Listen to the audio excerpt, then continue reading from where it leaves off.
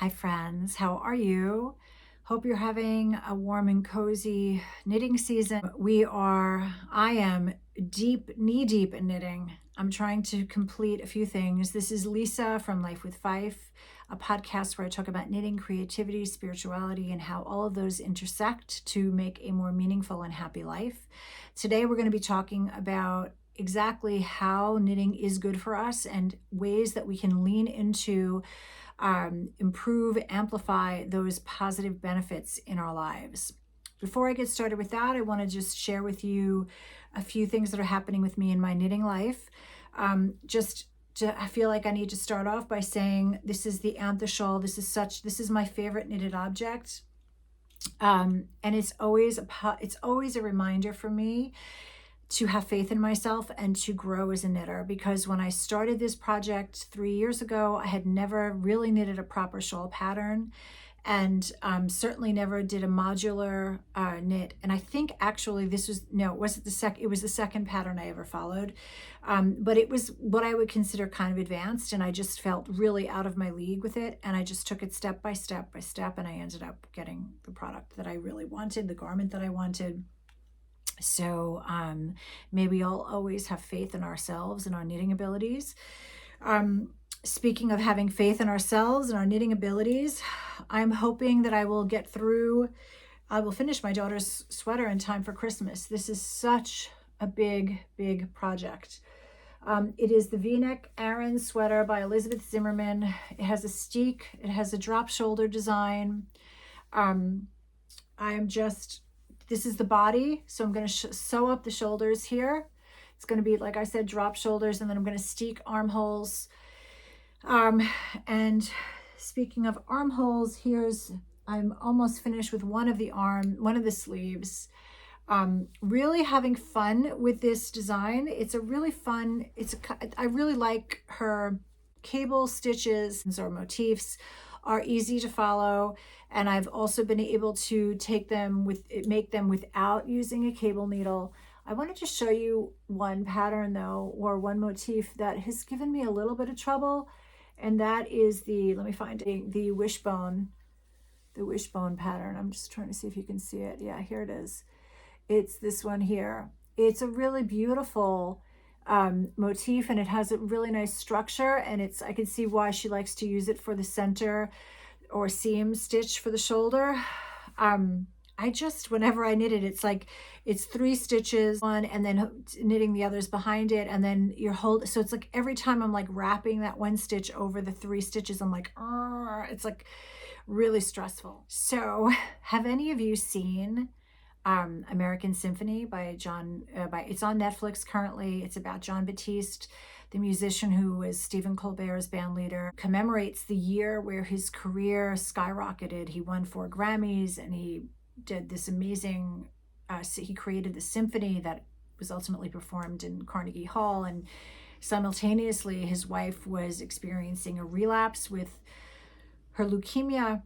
And so it's this really beautiful, intimate, really beautiful story of how these two lovely people kind of supported and love each other through one of life's biggest challenges, and how he is kind of living this double life of being with his wife during the day, and then producing this huge symphony and being nominated for 4 Grammys. And how does he balance the ego, and how does he balance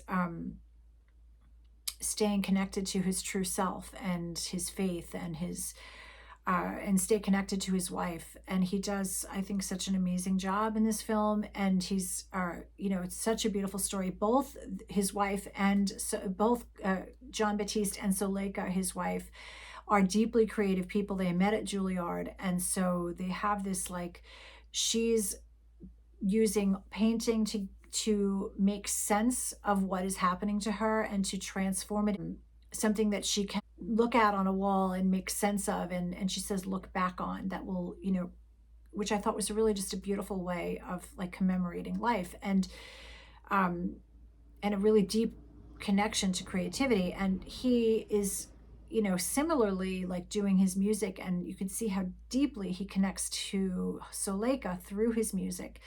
It's such a beautiful film. I so highly recommend it.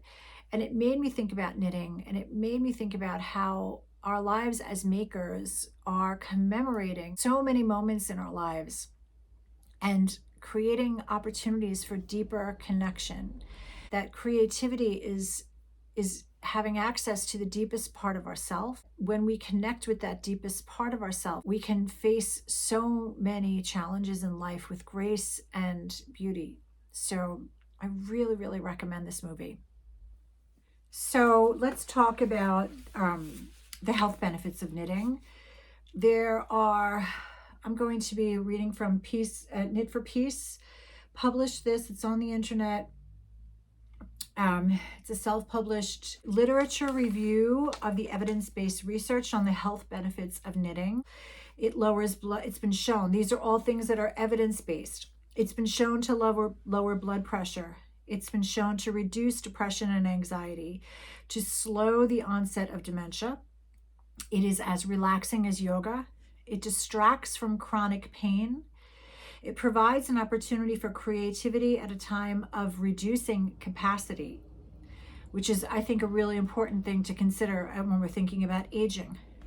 It increases a sense of well-being. It reduces loneliness and isolation, and it increases a sense of usefulness and inclusion in society.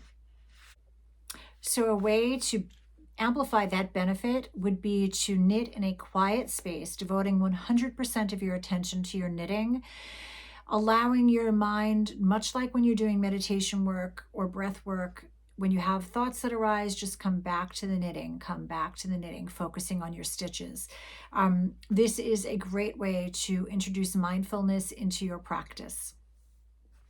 So another interesting idea that came up and a benefit of knitting is that it found that it was helpful for women with chronic pain. Common themes within the women's discussions of making focused on its functions as a distraction, as a means for engaging the mind, body, and emotions. It's a form of relaxation as a way to avoid becoming self-absorbed, as well as a means for coping with the new onset of disability. These themes resonated with the findings of another study that knitting increased one's ability to banish unwanted and intrusive thoughts and help to foster a beneficial sense of mastery and control. So this is a really interesting, that by increasing our sense of control, it actually helps to distract us from our pain, that it allows us to stop being so physically absorbed or so mentally absorbed with our physical bodies.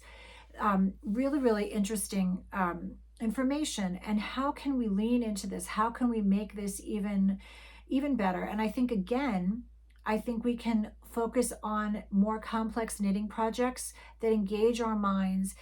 We can spend time reading books about knitting. We can plan our knitting. We can lean into the creative process more and more.